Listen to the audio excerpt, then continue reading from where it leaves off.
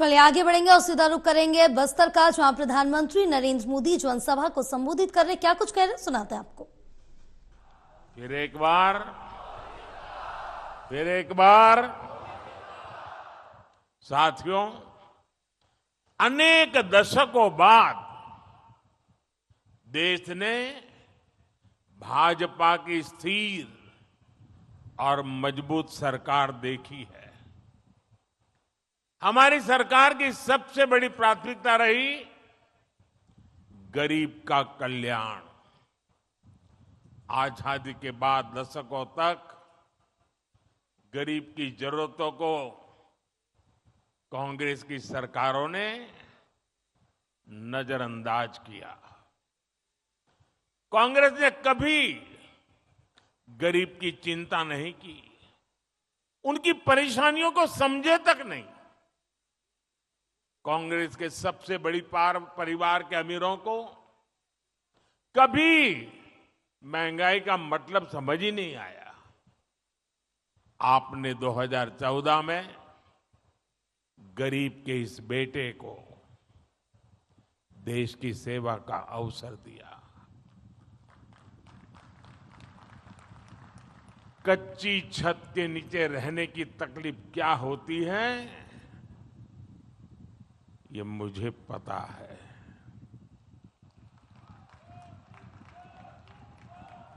जब घर में राशन नहीं होता तो एक मां पर क्या बीतती है, ये मुझे पता है। जब दवा खरीदने के लिए घर में पैसे नहीं होते तो बेबसी कितनी ज्यादा होती है, ये मैं जानता हूं।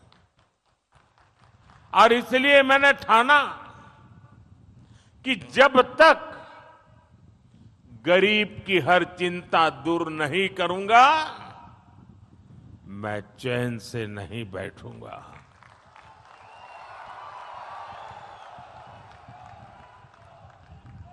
हमारी सरकार ने गरीब के लिए एक एक करके ऐसी योजनाएं बनाई, गरीब को उसका हक दिया।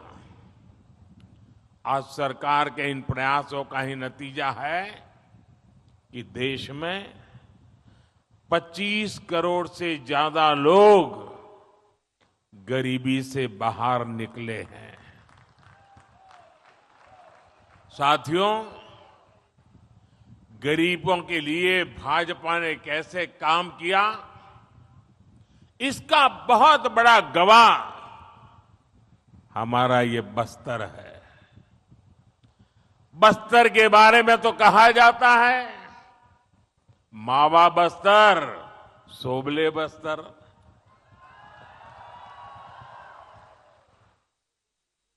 बस्तर डिवीजन से ही मैंने आयुष्मान आरोग्य मंदिर के निर्माण की शुरुआत की थी।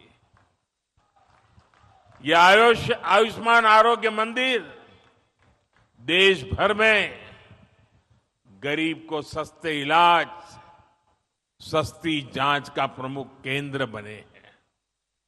यहां छत्तीसगढ़ में भी हजारों आयुष्मान आरोग्य मंदिर खोले गए हैं। इन आरोग्य मंदिरों की वजह से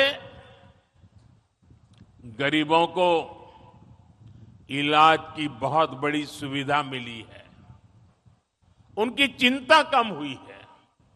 मोदी ने 5 लाख रुपए के मुफ्त इलाज वाली जो आयुष्मान भारत योजना चलाई है, वो भी गरीबों के बहुत काम आ रही है।